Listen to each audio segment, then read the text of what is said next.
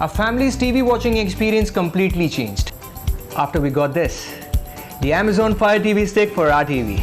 With Fire TV Stick, you can enjoy online shows, web series, movies on your current TV. It's a streaming device that plugs into your TV and makes your TV into a smart TV. And in case if you have a smart TV, this Fire TV Stick can make your TV even more smarter. It comes with a compact remote which has shortcut keys to all top apps. It has pause, play, rewind, forward buttons. You can also control your TV power and volume with this.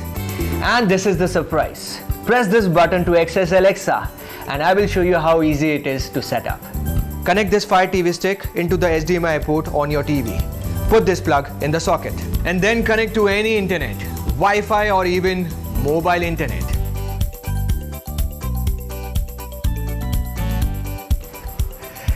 And now you're ready to enjoy all the online content comfortably on your TV. It's fast and so smooth to browse through all the content. You have to experience this to believe it. And now we are never out of choices on what to watch on TV. All your favorite TV apps are available on Fire TV Stick. And you have all the free stuff to watch like YouTube, YouTube Kids for your little one, MX Player, TVF Play and many more.